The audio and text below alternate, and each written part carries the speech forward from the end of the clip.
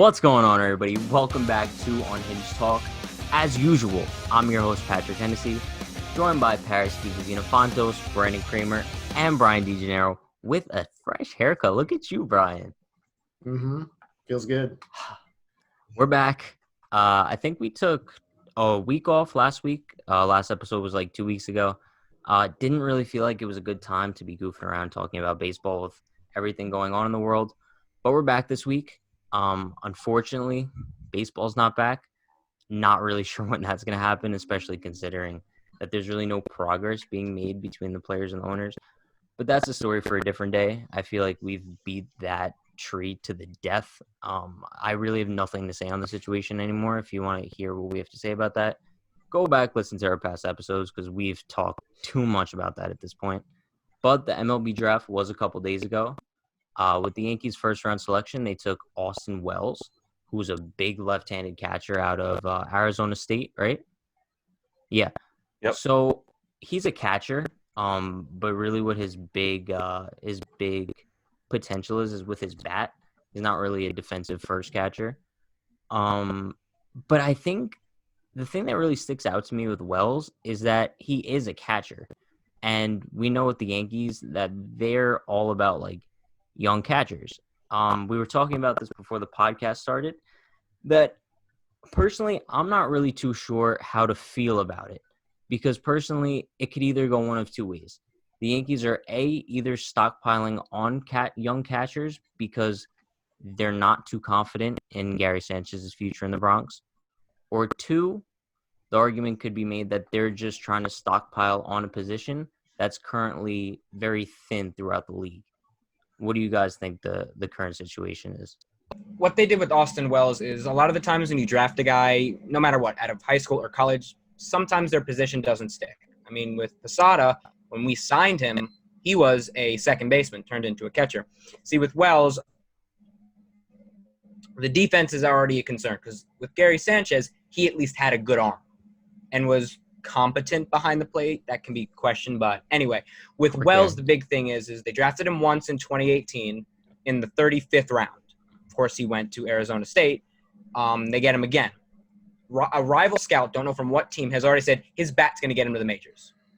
No question. He's going to be a prolific hitter in baseball, especially at Yankee Stadium. He could play first. The Yankees have lacked a power-hitting, consistent first baseman since the first 2 years of Mark Teixeira. Whoa. I will not have this Greg Bird slander on my timeline, Greg Bird. Remember when Relax. he was like the next big thing? He was. We had such high hopes for Greg Bird. That's honestly I thought he with was like Wells. a 30-40 home run guy. We all did. Listen, I know Voigt's a right-hitting power hitter, but Voigt's the future of the Yankees. I mean, he's the future, but he's awesome. I love Voigt. We love Voigt, but with the Yankees' need right now, their lineup is righty heavy, especially with Didi Gregorius going to Philadelphia. They don't really have that lefty. We still have Brett Gardner, so that's good. Yeah, true. He is but with Wells, he can play the outfield as well. Not that we need any outfield help, but that first base spot is what we need. And who knows what this will spell for Gary Sanchez. But as Pat said before we even started to record, the catching depth in all around baseball in sort of like that high quality catcher is very thin. You can't really name 5 really good hitting catchers. A bunch of them are just defensive specialists. So are they going to use Wells for his bat, or is he going to be like a bunch of other Yankee catchers that are used as trade bait? You can I get what you're saying. Yeah, go on. No, I was just going to say, honestly, as much as I like Gary Sanchez and the Yankees have been backing him up the last couple of years, like especially with that whole slander Girardi gave him when he was slowing down, a lot of what I see in Gary Sanchez is what I saw in Robinson Cano. They get into their high stuff. Exact thing, yeah. I honestly, as much as I would like him to stay on the Yankees, he's going to be another one of those Robinson Cano players that it's going to be all about money to them. And the Yankees aren't going to go to that extra step because the Yankees always defended Cano the same way they defend Sanchez. So when it comes to wanting money, I can see the Yankees letting Sanchez walk and go where that money desires for him. I agree 100%. And I think like with the Yankees, I think the Yankees know that as well, that Gary isn't really going to be the long-term solution at catcher because let's say even if they did sign him to a long-term deal, there's no chance that he stays at the catcher position 5 years from now. Gary Sanchez will not be a catcher in 5 years. Sorry if that breaks anybody's heart, but it's the truth. So then you look in the organization, and then you have Kyle Higashioka, who's decent. He's nothing special. But then you got Anthony Siegler, who's a stud at catcher. And then you also have Josh Bro, who's not too far behind Siegler. So, and then with Austin Wells now, you're kind of building up your catcher depth in a way that no other team has.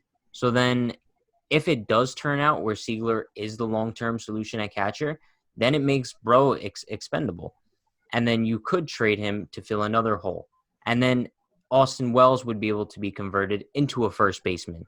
So I think the reason for going for all these catchers just provides the Yankees with, I don't want to say, it's tough to word. I think it's just a safety net for them in a way because it's less of a risk than the other options, unless you're looking at Jesus Montero, who was a massive risk.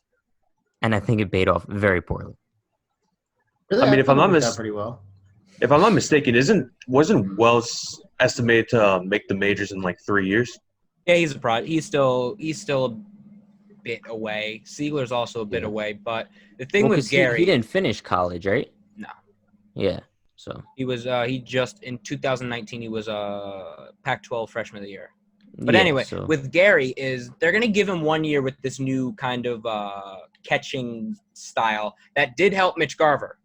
Because last year Gary was focused too much on blocking, which he did a lot better on, but he lost his framing. Gary's still a good catcher, but if you want Gary Sanchez to be an offensive stud, even more to what he is now, you move him to first base, he will be a 40 home run hitter every year because he doesn't have to put the pressure on his legs. But I do think they're going to stick with him. He just needs to prove himself. But because if he asks for, say, 15 to 17 million a year, with him getting hurt all the time, he'll get laughed at. I think he would get more than that if he hit the open market. If Gary Sanchez hit the open market this offseason, he's looking at over 150 million. Yeah. Tell me not. Especially with the lack of catcher depth around the Yeah. league. I'm just saying, but within the Yankees organization, he needs to show that he can stay healthy. Like, we're not asking Gary Sanchez to play every single game. Catchers don't do that. We're asking him to not have these DL stints with his groin. That's the biggest issue. And I think what I've learned from that new catching style is it puts a lot less stress on his groin. But that's also why he's not a future catcher. And the Yankees know that. They're well aware of that. But Did he have a groin injury in 2018 as well? Yes.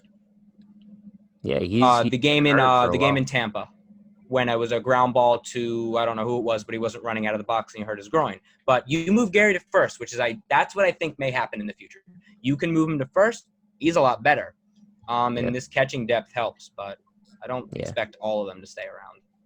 But also, Wells is nobody to sleep on. I know that we keep mentioning like Gary and Siegler. Is Siegler how you pronounce it? Yeah. Okay, I believe cool. so, yeah. So Wells, he's from Vegas, I believe, and That's why him and Harper are close. Yeah, so him and Harper have gotten plenty of comparisons I saw from scouts and other experts. Not only because of his offensive capability, but just because of the presence that he brings to the field. He brings a sense of raw power and emotion that is just kind of unparalleled in the league. Because when Harper runs the bases, it's a sight to be seen. He ignites the dugout. I don't know if you guys saw the video, but I saw it on Twitter. It was from one of Wells' college games, and I want to say he hit a triple, and he was rounding the bases. I've never seen someone round the bases with such aggression in their lives. And I'm excited to see what he could possibly bring to the Bronx one day, because the Yankees really could use a spark plug, I want to say. Yeah, they haven't had I would say their spark plug. Judge is not really the one to get. You could say Voit is a spark plug. I'd say Voit would be say our, he is. But I'm trying to think of 2017. I'm trying to feel who that spark plug was during those. Is it bad to say it was DB? I think it was in the beginning. I don't know if I would call him a spark plug, though. I mean, he was clutch, but it's tough. Not like it's the tough clutchy. He had that. I remember what we were Todd mentioning. Frazier. I was gonna say Todd Frazier. Yeah, I was gonna say that too, but he wasn't that good. He Like, that's still the was thing, a but- spark plug. But when he performed, man, everyone rallied behind him. I agree. I mean, you could even say Chase Hudley is the spark plug. I mean, going back to the Todd Frazier thing, don't you remember when they were playing at Citi Field because of the Matt hurricane that Holliday. happened in Tampa? Yeah, And that guy started this. That's where like yeah, the whole Todd Frazier thing started. So yeah. I guess you could say he was the. Did you But know he that- was on What the about- field what with about Derek Chris Jeter? Carter? Who? Oh my, really, Brandon? You should just be kicked out of the call just for that, to be honest. And you too, Brian. Like, what's going on here? I'm having flashbacks of But Chris spark Carter plugs- swinging at a ball from Craig Kimbrell that almost hit him in the head. Chris Carter, Matt Holliday, back to back. They were, like Pete Cosma. Don't forget about Pete Cosma. Shane That was Robinson 2018, as well. right? With Chris Carter. 2017. That was Yeah, 17, I think. 2017. So it was 2016. He hit over 40 home runs with the Houston Yeah. Astros. No, Didn't he no, go with to the the Brewers. National League? He was with the Brewers in the year, and then we signed him to like a deal, and he showed. was great. I really liked the signing when it first happened. Like, Wait, I think it was like 1 year, $5 million. Like, how do you go wrong with the NL home run leader? Did the Yankees- Little did Chris I know. Carter. Didn't the Yankees trade Chance Head Yeah. back to Diego and then they Yeah. released him? In Good times. after the 2017 season, right? at the end of 20. Yeah, Yeah, I they miss tried to pick up Solarte. for Stanton. Yeah, that's someone I do remember. He was like, Yeah. I remember he was the spark plug for the Yankees. Yeah, he was in 2014. Then they dealt him at the Turned a deadline. triple play. Oh, they traded him for Headley, right? Yeah. They traded Yep. him for Headley. Yeah. Yeah. I mean, but that's the thing. Like, spark plugs are what really define like a World Series winning team. If you look at any team that has won the World Series, they always have at least one spark plug. So if you could acquire these guys and insert them into your roster in any way possible, it's crucial. Like Nick Swisher maybe wasn't always the best with the bat, but his presence in the clubhouse, his presence in the dugout, it's there's no other way. Like, it's uncomparable. There's no comparison. Exactly. That's what they need. And now, here's the thing: we got to also see how Wells progresses through the minor leagues, because that's the big thing with also Jason Dominguez is everyone's so high on him. Of course, we're all high on him. Kid hasn't played a single game yet. Yeah, There have been that's bigger- why honestly he's I'm gonna not be great. too crazy about him. Yeah, I we mean, can be future crazy. Hall of Famer He's a Jason generational Dominguez. talent, but you have to see how he does, because we all were high on Esteban Florial. He was projected Yeah. to be a And five-tool Jesus player. Montero. Yeah, Right Montero back as to well. Jesus Montero. Honestly, It Montero always does comes back relate to to him. Wells, not as bad of a fielder, but yeah, Montero got a comparison to Miguel Cabrera with his bat. yeah, I know, but that's my thing. Like, that's why whenever we talk about prospects in baseball, I'm always so cautious because it's not like any other sport. In basketball, when you draft like a top college prospect, you know that they're going to come to your team and make an impact most of the time. In baseball, it's like you could draft the number one guy, and it's likely that he might not ever touch a major league field. Mark Appel is how you say his name, the guy that the Astros took over a Yeah, couple people. yeah. What about like Brady Aiken, for example? He was supposed to be like the There was next like Clayton there was Kershaw. a bunch of things that were saying like not a lot of like the recent number one overall picks, of course, giving time to not the really recent ones, have not even made it to the majors. With baseball, you're really taking a risk. Like you That's could have what I'm saying. You draft a guy. A lot of everyone doesn't. Hopefully, people know this, but starters are bullpen guys. Betanzas, Andrew Miller, all those guys are failed starters. Yeah. You can draft the starter out of college and be like, oh, he's going to be the next big thing. Then they end up in the Yeah. bullpen. But you are right. But when it comes to like basketball and hockey, like when you get number one or number two, you estimate to make the roster. But like with baseball, Even you can be the number. football as well. Football, Joe Burrow is Yeah. the Bengals starting quarterback. Yeah. Yeah, you can be the number one pick in the MLB draft, but you might not even see the field for another 6 years. You're already going to be in you're out of your prime. You're going to be like 24, 25, and that's when they're going to have all those roster spots full, and you're just a backup guy. You're not an actual impact on the team. Honestly, and like I don't want to be like a Debbie Downer here because obviously Austin Wells has like tremendous talent and we're not completely sure what he's going to be able to bring to the majors one day. But I just want to put this into perspective for everybody that first round picks don't always guarantee greatness, especially with the Yankees. Oh, we've been I have terrible. here the Yankees past Their first round picks from 2000 to 2016. I want to just run through this list really quick and kind of just realize that like most of these names are you probably never even heard of. So 2000 we got David Parrish, 2001 John Ford Griffin, 2003 there's no two. All right, 2003 was Eric Duncan, 2004 Phil Hughes, 2005 Carl Henry, 2006 Ian Kennedy, 2007 Andrew Brackman, 2008 Garrett Cole, 2009 Slade Oh my God, Heathcott. Slade Oh, our friend. Heathcott. Friend of our best friend of the friend's show. name. Friend of the show, 2010 Slade. Cito Culver, 2012 Ty Hensley, 2013 Eric Jagiello, 2013 Ian Clarkin, Aaron Judge, 2015 Kyle Holder, and James Caprillion, and then 2016 Blake Rutherford. You look at these names, and it's like, it's not really what you expect out of a first round pick. It's like Also late half first of these, rounds. but half of these guys. But even in basketball, a late first round pick is still a solid player. You look Yeah. at these players. Depends on the draft. Where's Ty Hensley currently? Some of them are He also exists. coming out of high school. That's the thing. That's the big issue because you can Who take a chance. is John Ford Griffin? Some Who probably who was is some that? name prospect. Let's look him Did up he right ever now. make it? Did he ever make it to any major league team? Because I have never heard of him in my life. Or Carl Henry. He was a shortstop. Were they expecting him to take over for Jeter? Because it was in 2005. So they were Yankees also thinking trade a lot up there. maybe we got to move Jeter off a short. But then we all know how that worked out. He didn't want to move. Moved But- Jeter over to first. Do you guys remember when Jagiello was like the next big thing? No. At third? No. And then I think they dealt him to Cincinnati for Chapman. He was They- in the they- Chapman deal. Let me check.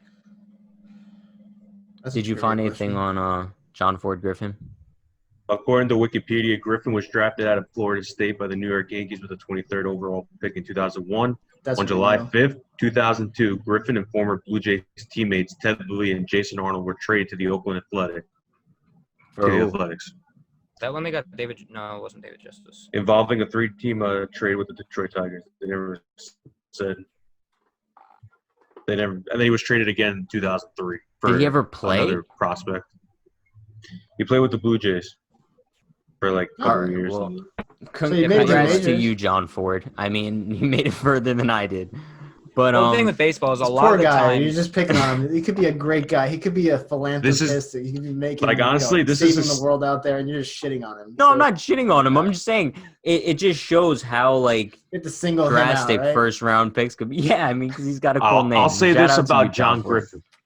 John This is what Ford about him. Griffin. If you ever want to come on the show, please give us a call. He made his Yeah, just debut shoot me a September message. 6, 2005. His last MLB appearance was September 30th, 2007. His career stats is batting average of .304 with 2 home runs and 9 RBIs. What a beast! Wow, why is he not in the Hall of Fame? John Ford. All right. We got I we gotta- gotta get in touch with this guy. I now. Come on. got. I gotta reach out to him. Use your little honestly- back channeling. Honestly, let's try to get him on the podcast for next week. But regardless, I want to say that's all I had to touch on for today. Unless you guys had anything else. Yeah, you there's want to one throw into thing. the discussion. With the MLB draft this year only being 5 rounds, in previous years, a lot of the times the Yankees have found some of their best players in the later round. Don Mattingly was like a late 20s pick. Yeah. Pay attention to the dude the Yankees drafted in the 3rd round. I forget his name, but Clearly, he's a point. former Yankee Justin Wilson said something about him. He's got a upper 90s fastball, great control, and a great cutter. He's someone that they're saying he could have been. I mean, Justin Wilson being a bit biased, but the steal of the draft. Just pay attention to the guys. And also, you can sign anyone now. With only Yeah. being 5 rounds. There are some steals. So just pay attention to everything. And all we can do now is wait to see how these prospects pan out. You guys. I know we heard it talked from about a Brandon lot first. about prospects tonight, but before we end the show, I know we said we were going to talk anything about the negotiations, but I want to give a big shout out to Carl Ravitch from the MLB Network Yep. for putting Rob Manfred on the spot. Yeah, that was Basically saying, why can't we just play 70 games and just give this players the entire salary, this and that? And froze. he I froze. didn't And even see that. his response was, Ravitch, you're not the type of person I want to talk about negotiations with at this moment. So Damn. Shots fired. But yeah, hopefully we just get baseball back at some point this season. We will. That's all we could hope for. Well, if but, not, next week we can go through second round picks from the 80s if you want. Yeah, right. So on that note, we will see you guys next week, and hopefully we'll be with John Ford Griffin. You never know. Yeah. Have a great night, everybody.